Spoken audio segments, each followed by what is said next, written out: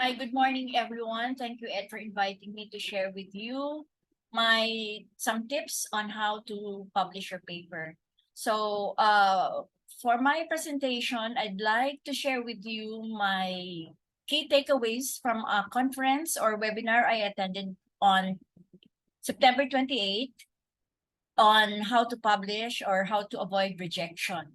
So, from the takeaways, I'd like to share with you my experiences related to these takeaways. Okay, so let's get started. How to get your paper published. So, I attended a webinar on 28 September entitled Editor Advice for Successful Submissions, Insights on Avoiding Rejections for Researchers in Asia in the Researchers in the Asia and Pacific region, sponsored by Taylor and Francis Group. So I divided my key takeaways into two, pre-submission and submission.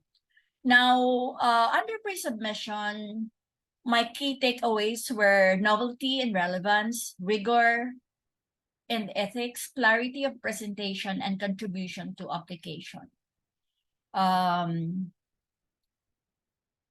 During submission, my key takeaways were to choose appropriate journal because top reasons for desk rejection is that your paper is not within the scope of the journal.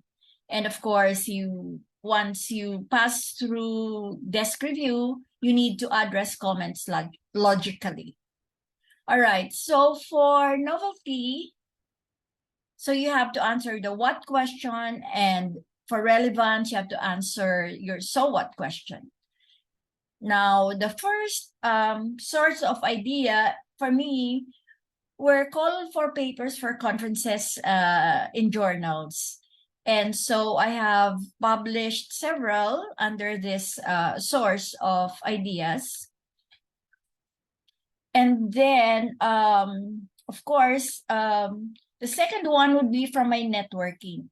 So because you have already published, there are some research networks that would invite you to collaborate with them or to be a member of the consortia or the consortium. So I was invited. So these two networks that I belong, or two consortia that I belong, are actually by invitation. You do not apply. They invite you to be a member of the network. And so I was member of the CRANET network, which was originally based in Cranfield, UK, but now it's based in Penn State University. So the Cranfield Network on International Human Resource Management, and the 5C, the cross-cultural collaboration on contemporary careers. The manager there's based in North Illinois University. Now, I've had several collaborative works, and these are usually with members of the network. Okay. So if you notice this one on here, then development and validation of cross-culturally representative measure of subjective career success. There are several authors because it was a worldwide research on the meaning of career success. So my name is not here, but it's under these three dots. Okay. And then the last one, which was published in 2021, was published by the Oxford University Press. And then there were also random invitations for collaborative work, research work. So I have one for religious expression. This was originally supposed to be a conference in Singapore, but it did not push through, and so the Stefan Rochelle actually asked us if we wanted our papers to be published. And yes, I was interested. And the second one is on justice, which was actually done initially by Nina Cole here. Nina Cole contacted me if I was interested to do research with her, and I said yes. But Nina Cole passed away or died of cancer, and so her assistant Patrick Bruning contacted me, so we were able to finish the paper. And of course, salience. Okay, salience. What was important, or what is important for you? And during my stint at the University of the Philippines, Verata School of Business, during the early part, I was interested in corporate governance, corporate social responsibility, and hence I had papers on HR involvement and corporate governance and women in elite positions. And starting in 2010, my son-in-law was expatriated. And so my daughter also, of course, worked in Sri Lanka and Singapore, but not in Malaysia. And so I was interested in life satisfaction of the expatriate spouse. And then the second takeaway was rigor. This is where research design comes in. You have to make sure that your research design is congruent with your research question. And then the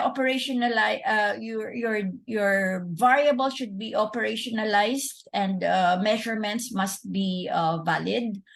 And one tip is for you to just use, instead of creating a fresh questionnaire, just use extant measures of the ideas or the concepts that you are trying to measure.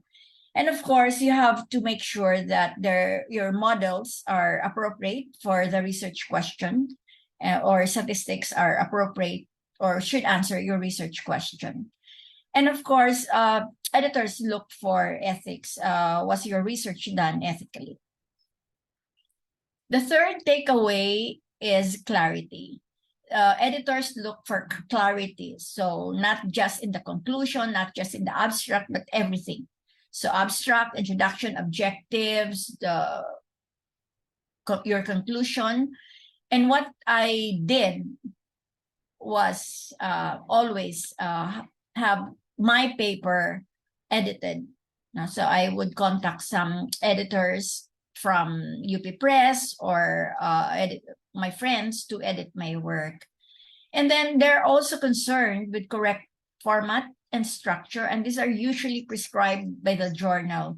So for example, in your capstone paper, there is a format that you must follow. So you actually have to abide by that format. And the last takeaway from the pre-submission area is that your contribution to application, the what now question or the now what. Now that you have done your study, so what are the next steps? Okay, so apparently the editors in the webinar were more concerned with implications on practice. But I had a rejection because the editors were not happy with my contribution to theory. So it really depends on the journal that you're submitting your paper to. So you look into your implications for practice, theory, and methods. Okay. Now, once your paper is done and you submit it, you have to make sure that you submit it to an appropriate journal. The editors said that the top reason for desk rejection would be not within the scope of the journal. So you need, before you submit to any journal, so you have to read the mission, vision of the journal, look at sample articles that are submitted. So you will know which journals would be appropriate for your paper. And then, of course, once you pass through the desk review, meaning that the editors will just look at your paper, see if it's fit for the journal, and then they would recommend that paper to be blind reviewed by 2 or 3 reviewers.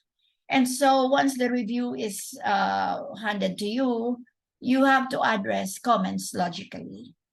Okay, so that's all I have to share, and thank you very much. I hope that you learned from my tips.